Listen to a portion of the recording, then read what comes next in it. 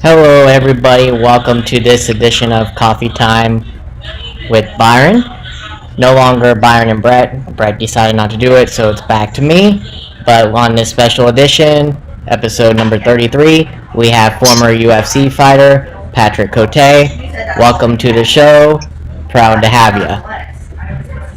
Thanks for having me, man. So I want to get started with your debut in the octagon. You went up against none other than the man, the legend, Tito Ortiz, on short notice against Dave Mesker. Tell us about that fight. Were you nervous making your UFC debut? And did you expect the fight to turn out the way it did? No, I didn't have time to get nervous because I got that fight like 4 days notice, so I didn't have time to think about it. To think that I will be fighting a legend, Tito Ortiz. So that was a good thing for me that I knew it only 4 days before the fight because I didn't have time to get nervous, like I said. And I was young, I was naive, so we said yes to that fight. I didn't expect to win the fight, to be honest, but I wanted to give a good performance. I think that's exactly what I did. And at the end, I was still on my feet. Everybody thought that I would be out in the first 30 seconds.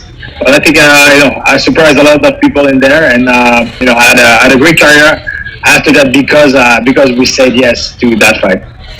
Now you were on the Ultimate Fighter 4. That's how you actually, to be honest, made your debut, is that show. Take us through that experience, and what was it like being in that house with those other fighters? Was it as controversial as the show showed it, or behind the scenes was it more controversial? That was a fun experience. I had 26 years old, no attached. So for me, no kids, no wife.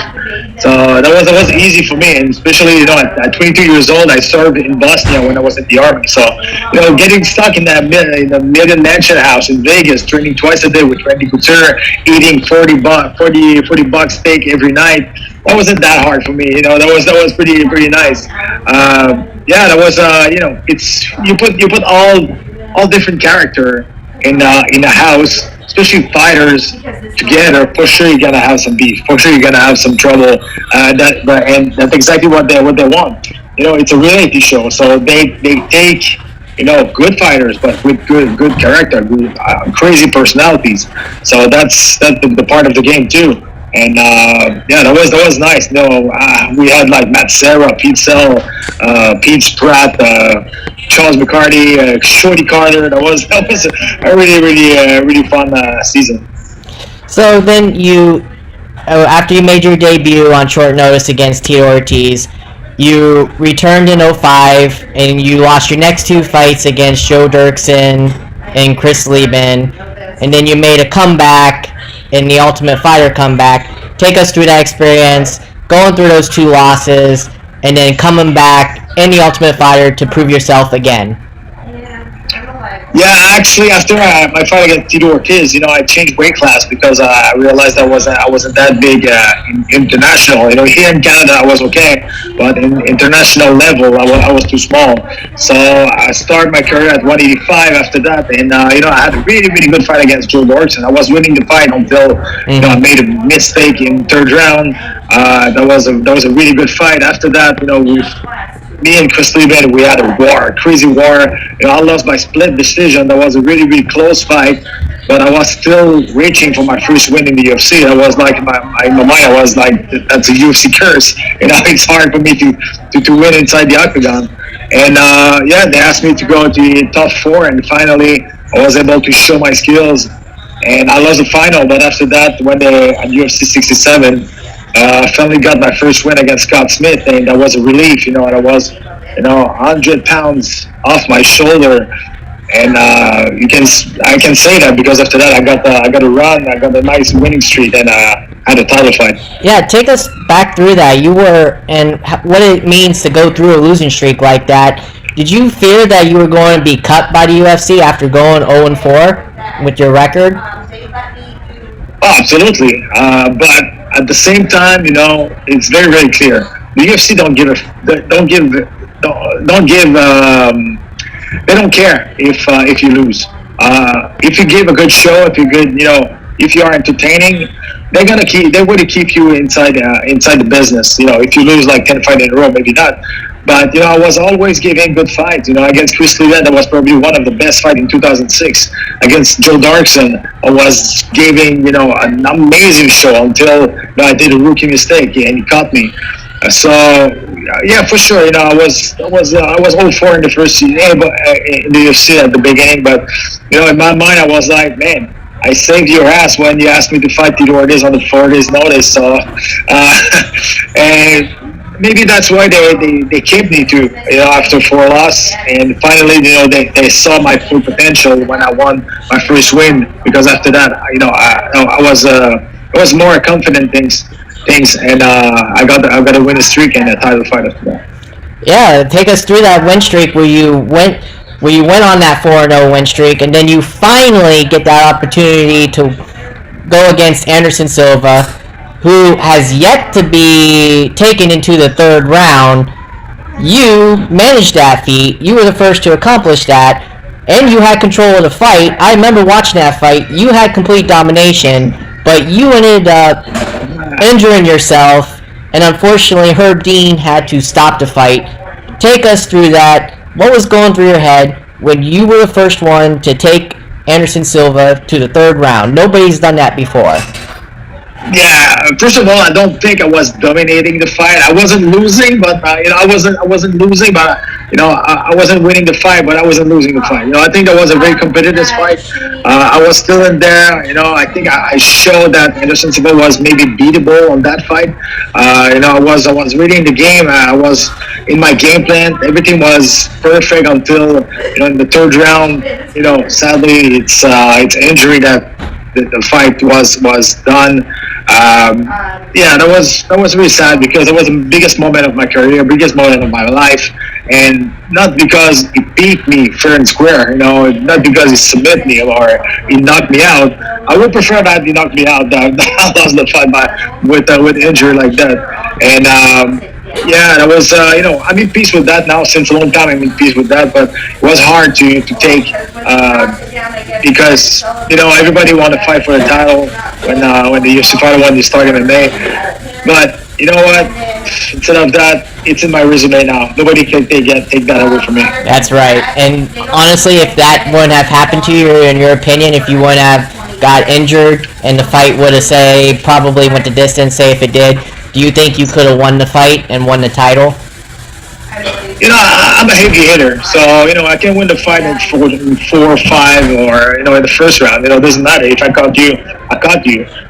But our strategy was to go to push the pace more in the third round because that was a new situation for him in the UFC. So we wanted to push a little bit the pace in the third round, and I don't know.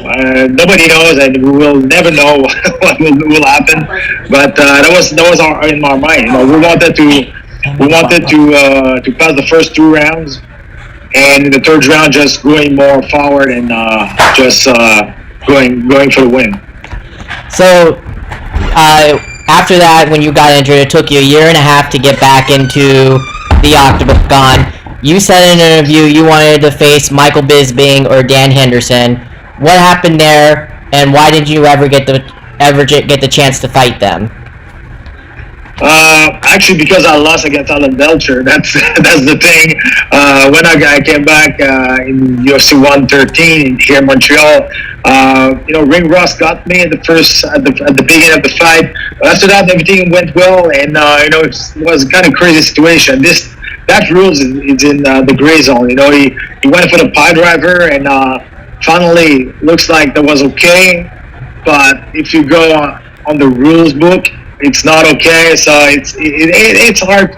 It's like in the gray zone, but it doesn't matter. I wanted to fight Dan Anderson because for me he's a legend. He's one of my favorite fighter ever.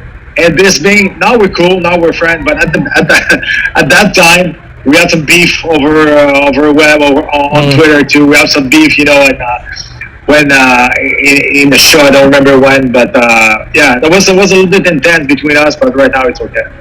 So then after you fought Belcher and that happened to you, uh, you take us through that fight again. You briefly got into it just now after you lost by rear naked choke. You what was going through when the ref told you you had branded on your face and not your head? What was going through your head? Did you really think you landed on your head and you that cost you to fight, or what happened there? Actually, when I felt myself going, upside down, I tried just to put my face up because I didn't want that to get spiked on top of my head. I didn't want that to get paralyzed. Mm-hmm. Well, that was a reflex. So that's why they told me that no, he slammed you on your forehead, not on your head. But because it's my fault, I didn't want that to get slamming my on my head first. And like I said, that's like in the gray zone. But they're right. That wasn't a spike. That was a slam on my forehead, but because of my fault, because I wanted to protect myself. So then at UFC 123, to end your first stint with the company, you faced Tom Lawler, and for all 3 rounds you lost by unanimous decision, 30-27. Did you know that was going to be the end of your first tenure with UFC? Yes and no. That was more a wish that no, but yes, because that was a really bad fight. Probably the worst fight of my career against Tom Lawler. He just dominated me, out-wrestled me for 15 minutes. That wasn't even close. Mm-hmm. And it's like I said, if you lose and you give a good performance, they will keep you. But I didn't give a good performance. That was a shitty performance, trust me. And I wasn't surprised when I received my pink slip, but for sure that was hard to take. So then, what did you decide to do after your first tenure with the UFC? Did you decide to go into other organizations? Did you decide to fight locally? What else did you decide to do to get back into the UFC to prove yourself again?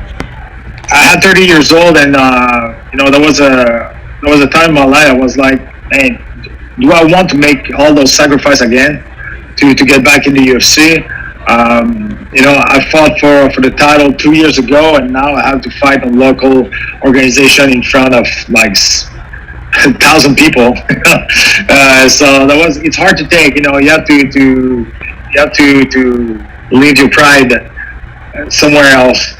It was really hard to take it personally, and after 3 months, I decided to go back in the gym and just to see if I wanted to make that sacrifice again.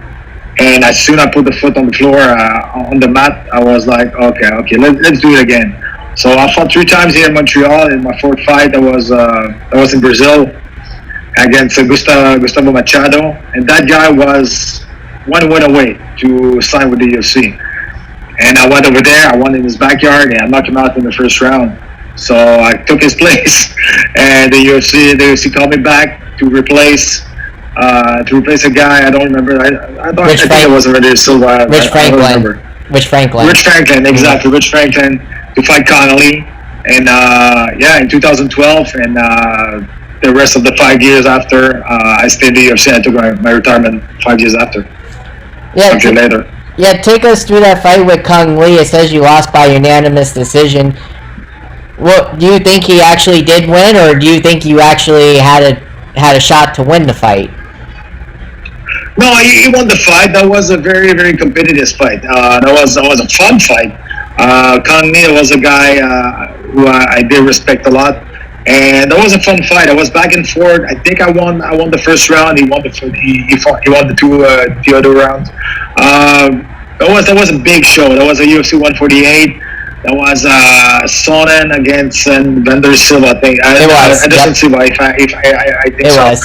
That was huge. That was the first time that the win was in front of like 10,000 people. That was insane. Mm-hmm. He won the fight, but that was very, very a fun fight and a good fight. Now this one, I want to ask you too if you had beef with this guy after this. You fought Alessio Sakara at 154. You won the fight via disqualification because he punched you in the back of your head multiple times. Now, did you have beef with him after that? Because I know you guys wanted to have another fight, but because he had a kidney illness, you guys couldn't fight again. Did you guys have beef after that fight? He did that to you? Nah, because I knew Sakura before, and still today we talk sometime on the web, and we're cool. That was inside the octagon, the pace is going so fast. Sometimes you don't have to think, and he saw the opportunity. Maybe there was 5 or 6 more punch, too much more, too more, but it is what it is. I wanted to give him a rematch because I don't think he's a dirty fighter. But like you said, that was my last fight at 185. After that, I dropped at 170. Yeah, that's what I was saying. You dropped down to the welterweight and you won your debut by unanimous decision. What do you remember about that fight when you dropped down? When you dropped down from middleweight to welterweight? Oh, I think that was the right time to do it because all the knowledge with nutrition, cutting weight, and rehydration. All those guys at 185, they're monsters now.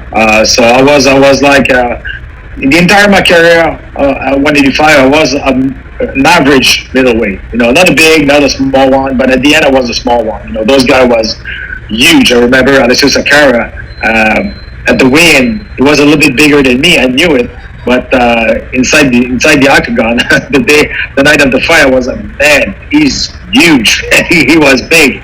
So I decided to make that sacrifice, and that was myself now. That was me doing that impression now. I was weighing at 169, 170, and I was fighting around 180, 193, 194 pounds. So, yeah. So in 2013, you and Kyle Noak were coaches for Ultimate Fighter Nations.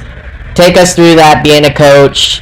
How different was that from being when you first debuted as a fighter going into Ultimate Fighter, and now you're a coach? What was that experience like?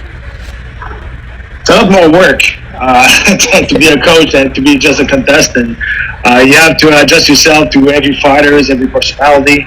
The good thing is you're going back home. It's not your home, but you're going back, at your home. The UFC was renting us a big house, a nice house, to just to live during the shooting.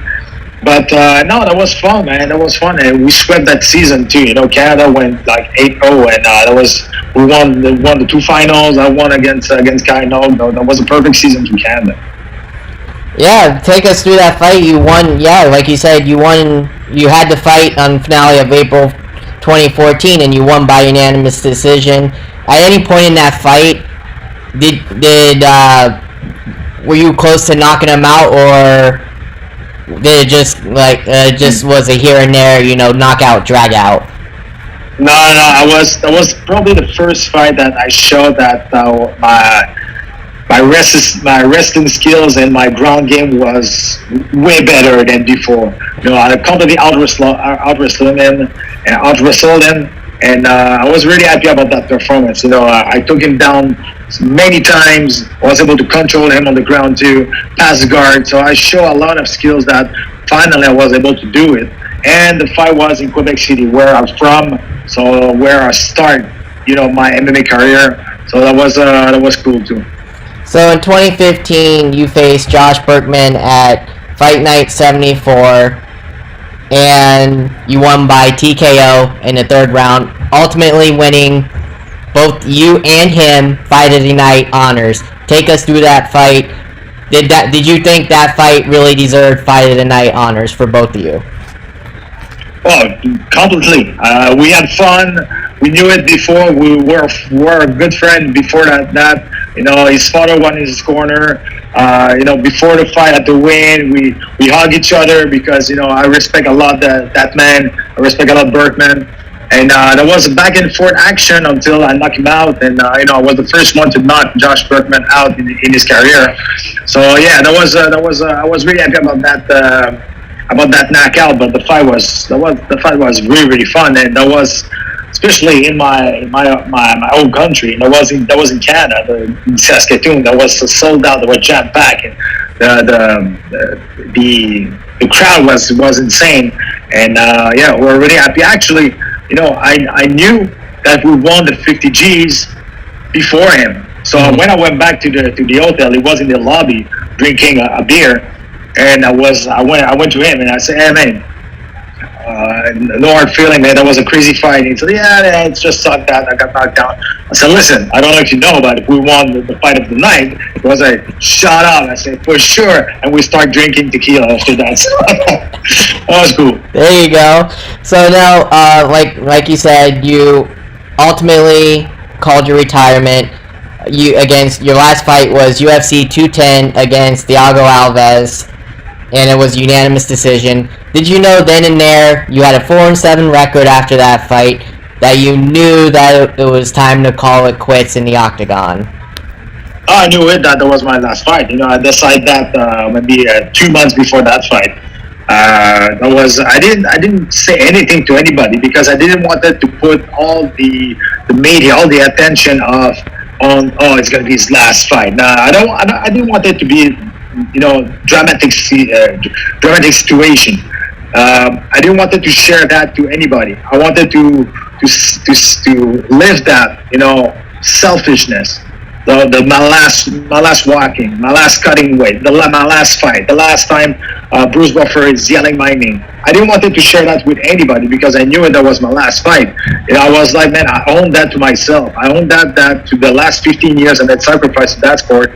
I own that to myself, that I don't want to share those moments with anybody. I will be the only one that know that it's the last time I'm doing that, so I will be able to enjoy it 100%.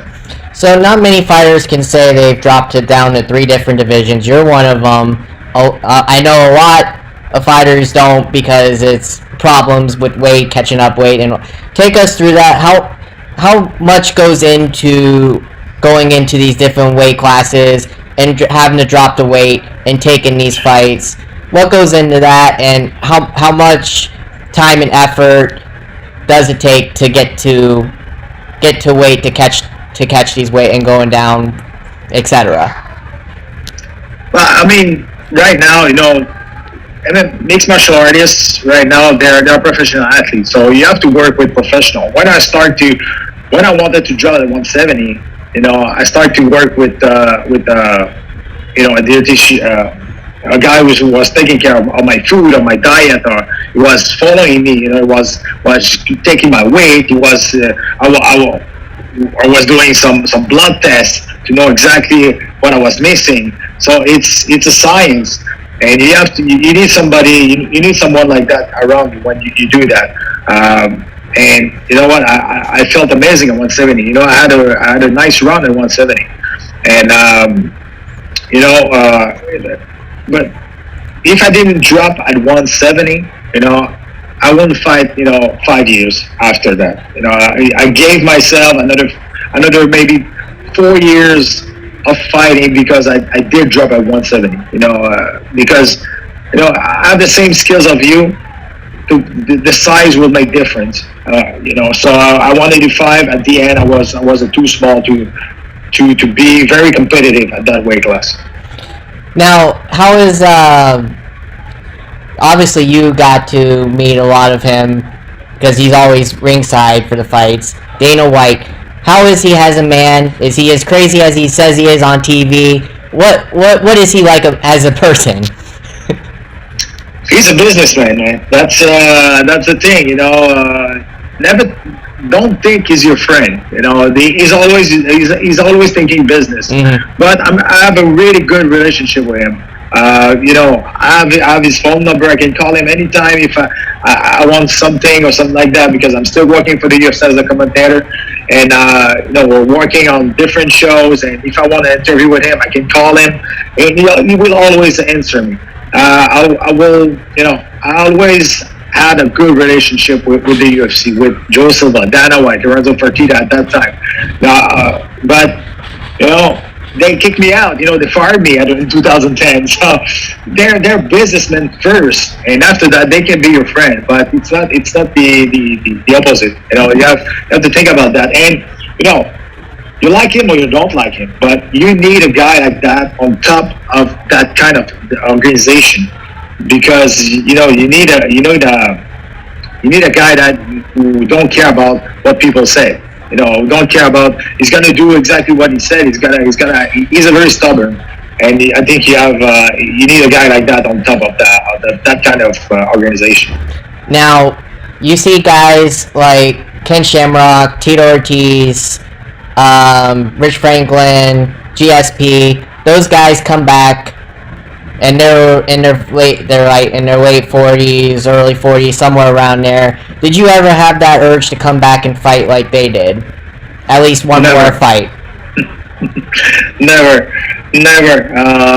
Man, when I took my retirement, I was like, all right, man. I did everything I had to do in that sport. I did tough. I coached tough. I had a title fight. I fought for the main event. I fought around the world. But I was doing that to be number one. And at the end, I was like, okay. When I fought Cerrone, that was like the fight, pivot fight. It's like I was like, okay, if I win, I'm going for the number one. If I lost, that means I will never have the title fight at 170. And I lost that fight. And after that, I was like, okay, maybe one more, just for myself. Just one more is I'm gonna know that it's the last one. And that's exactly what I did. I start, a family. I was,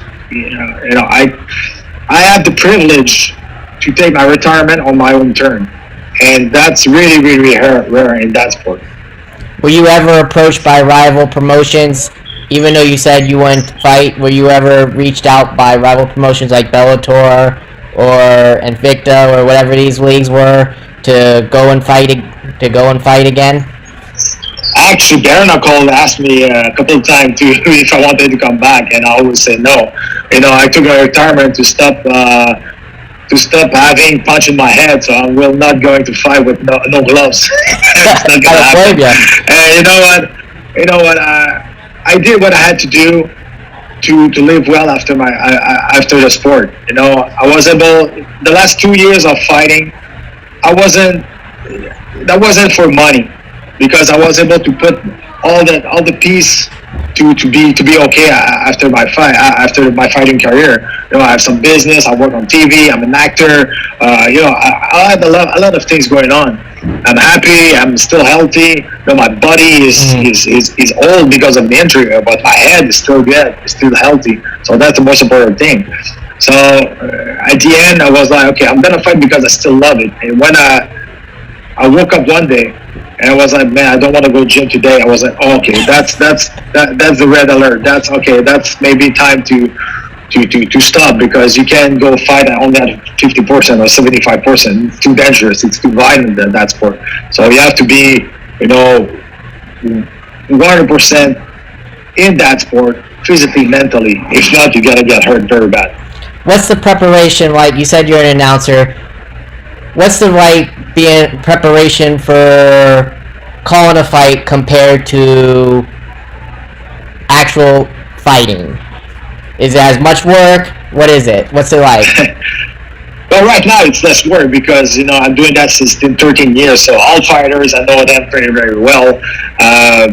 So yeah, it's preparation. But like I said, I do that. I'm doing that since 13 years. So it's pretty fun. It's less dangerous for sure. I don't get hurt getting prepared for commentating than for a fight, and it's good, man. It's good. It's good money. What's your most memorable fight that you called that you remember? There's so many, man. There's so many, but I think we called the fight when George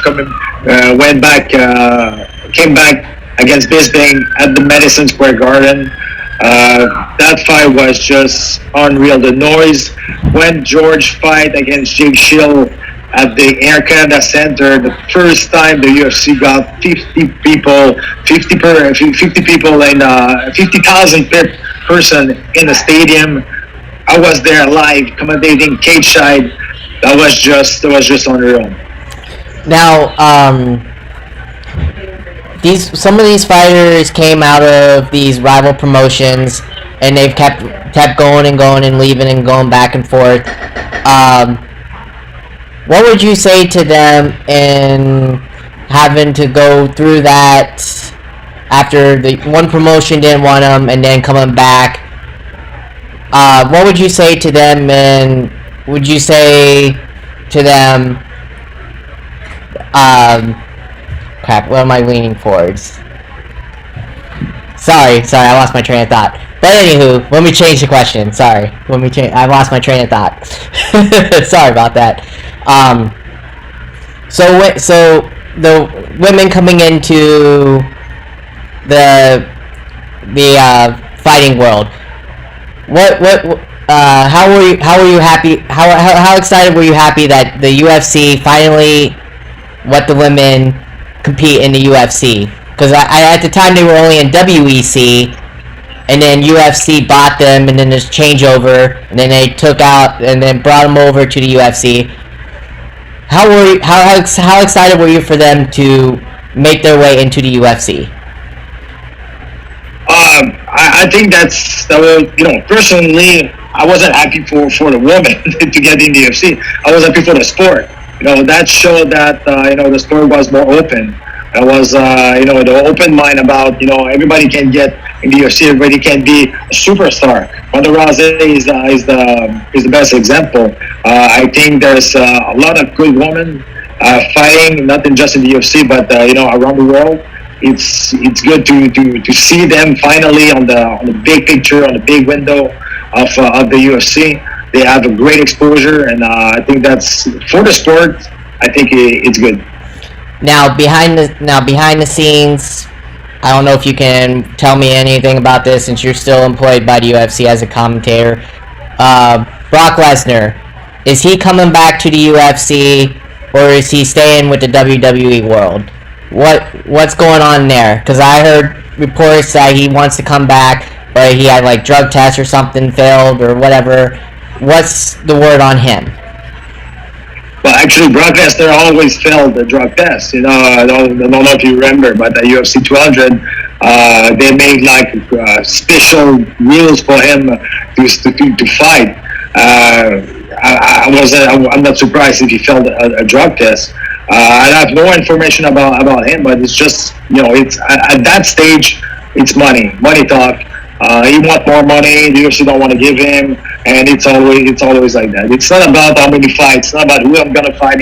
It's about how much you're gonna give me, and how much I want to give you. It's like that. Now, besides from Bisping, is there a fight that you would have wanted to have in your career that you never had a chance to have? Yeah, sure. Against Robbie Lawler would be my dream fight. It was very close. And period of the time was very close that we were supposed to fight, but something happened. I think he got hurt or something like that. But Robbie Lawler is one of my favorite fighters of all time. I'm a big fan of Robbie Lawler, and I wanted to share the octagon with him because you put my style with his style inside the octagon for sure. It's fireworks. It's a fight of the night for sure. So that's why I wanted to always wanted to fight this guy. Did you have any in your career? Did you have any serious beef with any of the fighters? Actually, me and Frank Mir, I don't think we'd like each other. There's a couple things happen, behind the curtain. But it's from my first fight in UFC when I fought Tito Ortiz. He was a guest commentator. He was bashing me for like 15 minutes. And after that, a different thing happened in the locker rooms and stuff like that. But me and Frank Mir, I don't think we're good. Now, have you told Chuck Liddell this? I saw this. You told Tito Ortiz that he was the tough. That his punch was heavier than Chuck Liddell's. Is that true? No, actually, I said that. I said before the fight. I said, "You think Chuck Liddell hits hard? You haven't seen anything yet." That's what I said. And yeah, actually, I met Chuck and I met everybody. Everybody, I'm cool with everybody except Frank Mir. Would you? I know he was I believe heavyweight, and he dropped. I think didn't he drop down to light heavyweight at one point in time, or was he always heavyweight? No. So would you have heavyweight. Would you have liked to gone up to heavyweight to fight him? And nah. No. No. As long as I'm not a fan of him, he was a really good fighter. Fighter. You know what? He was probably one of the best of heavyweight jiu-jitsu guy in the history. With big nog. I don't want to deny his fighting skills. Just personally, we don't get along. So, what ultimately got you into wanting to do mixed martial arts? Was it watching UFC, or was it something else that got you into wanting to do the sport? Actually, I started boxing first, and I got that very, very quick. And I don't know. I saw that in my era, in my time, there was like that. We're watching UFC 1, 2, 3, and it was like, oh man, that's crazy, but we still want to try. And I started, doing jiu-jitsu and wrestling. After that, I fell in love with that sport, and I started to, amateur rank. I lost fight, my first amateur fight. I lost fight very badly, but I still fell in love with the sport, and I made a career after that. So UFC has obviously been through a lot. The game has changed since the very first one. What has completely changed that you don't like about the sport compared to the old days where it was all out, knuckle, you could beat each other up. It was basically anything goes compared to now. Do you like what the UFC has done to protect the fighters compared to back in the day? At the beginning there was a bloodbath. That was crazy, but it was the beginning of something big today. I think right now, the organization, fighters, promoter are more, they think more about the securities of the fighters.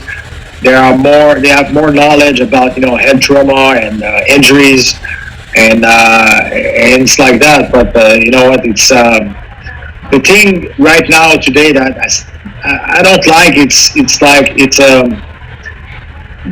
sport. Like I said, the sport result is gonna go after what you're able to give as a show.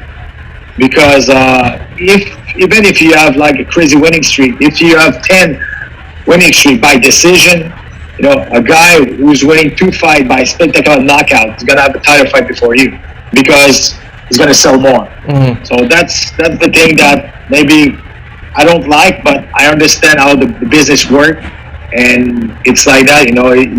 The winning it's not enough today. You have to win, but you have to give a good show too.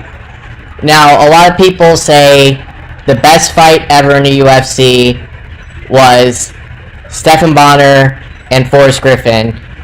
Do you have an exact fight that you think is number 1 in UFC history? Man, I saw so many fights. I describe maybe 5,000 fights right now in the UFC. So I don't remember, all, but I remember Diego Sanchez against Gilbert Melendez was insane. That was crazy. Duro Choi against Cub Swanson. That was in Toronto. That was just unreal. There are a lot, man. There's a lot of fight. Robbie Lawler against Rory McDonald. That was insane. The second one, I think so. There's so many good fights. I can see. I understand that the best fight in the history, people say that's Bonnar and Griffin, the first one, because that's the fight who saved the UFC. Mm-hmm. That's after that fight, the UFC went. it went like a rocket launch. That was crazy after that. So, what was the craziest knockout that you've ever seen or been a part of? We always see the same image, but the fight against the fight of Terry Tim got knocked down by Edson Barboza was pretty insane. I think that one was crazy, but the last one against the last one of Kamaru Usman against Masvidal was probably one of the sickest one that was of that year, and in the history too. I agree. I saw highlights. I didn't get to see it personally, but I saw highlights. Wow, that was one crazy knockout by far. I agree with you on that. So you're broadcasting with the UFC. Is there any fights currently that are upcoming that you know you're broadcasting that you are anxious to see? There's a lot, man. There's a lot. Can't wait to see. I think it's gonna happen, but I can't wait to see Francis Ngannou against John Jones. I don't believe Derek Lewis will fight Ngannou. I think that they're gonna find a way to make a deal with John Jones. The comeback of Nate Diaz, it's tomorrow. It's gonna be. I can't wait for that. Nate Diaz, his brother, is supposed to be coming back too. So I'm a big fan of Diaz brothers. And there's a big fights coming up. Poirier against McGregor 3 in July. I'm looking forward to that. Now, what about the Paul brothers? Now, a lot of UFC fighters are going to fight them. What's your take on that? Do you agree with them fighting these YouTubers that think they can fight? You know what? They make money, man. So good for them. After that, it's your personal choice if you watch or not. Personally, I don't watch that, but I don't know if they offer me 20 million to fight Jake Paul. Probably I'll do another fight. It's like that. Who can spit on 20 millions? And as long as I think it's a circus, then those guys making a shitload of money. So why not? Because I think Cormier has said something that he wants to fight, and I think now Tyron Woodley is set to fight one as well. They can say they want to beat him up, but do you honestly see these fighters beating him up like they say they want to? If you're getting paid, I don't think so. Why would you want to beat him up if you're getting paid? You want to be entertaining, right? Yeah, but that's a part of the selling fight. No, that's they understand the game now. The game is you have to sell the fight before the fight. The people are going to buy the history, not the fight. So that's why you need to sell the fight before. Well, then what about Conor McGregor? What do you think of him? I like Conor. Conor is the first one who really did understand the game. That's why he's almost billionaire today. That's why he's so popular now, because he was able to back it up what he said. That's another thing too. You can be a good trash talker. If you're not able to win after that, you look stupid. But Conor was able to back his word. That's very powerful. A lot of people want to see him and Khabib fight again. Do you see that ever happening again? Or do you see Khabib, as he said before, not wanting to fight again? It's not going to happen, and I don't want to see that because McGregor is going to lose again. I actually agree, but he wants it. I don't know why he wants it. I guess to prove that he can beat him, I guess. I don't know, but I think you're right on that. There would be no point, and I don't blame Khabib for not wanting to take that. Not wanting to take that. Khabib is out. He's full of money, and he's in peace right now. It's okay, man. Yeah, do you still see them as a hated rivalry between them two, or is there respect between them now after their two fights that they've had? Well, I think the risk take is there because they made a shitload of money together. But it's always, like I said, it's always the history. It creates history to have some kind of fight. There's some fights happened before. I was like, man, why? Why he's gonna fight that guy? But it's because of the story before. So you build something to make that fight happen. But in that case, it's not gonna happen. Now you've seen some wrestlers like Batista, Lashley, of course Lesnar, and CM Punk try and mix it up into the UFC world. Why do you think they don't have this success that the actual MMA artist has? I mean, it's training for life. If you want to have a great success, it's not only sacrifice your body, but you have to sacrifice your family. You have to be selfish. There's a lot of things. There's a lot of things involved, not just punching the other in the face. You have to live like an athlete. You have to think like an athlete, and there's a discipline coming with that. Now, Ronda Rousey, do you see her coming back after her stint with the WWE? Do you see her coming back to the UFC to fight again? No, I don't think so. She's pregnant now, so she's. I think it's over for her now. What about her hubby, Tim Brown? I don't know. No, honestly, I don't care. It's just, Ronda Rousey, if she's coming back, everybody will have, it's gonna be a great story. Travis Brown's coming back, nobody care. Yeah, that's true. Yeah, I don't think he was that big of a fighter, but I agree with you on that. It was just not to ask. Maybe it would inspire her to come back. I don't know. That's why I asked it. But yeah, I got no more further questions to ask. So I do appreciate your time. It was fun. You're more than welcome to come on anytime you want. I got your email. If you don't mind coming back on down the road, I'd appreciate it. Sure. It was fun. I hope you had fun with it as well. I'll definitely stay in touch. I thank you for your time. Thanks, my man. Was fun. Definitely. And have fun broadcasting. I will. Don't worry about that. Take care. You have a good night. All right, take care, guys. All right, bye. Bye.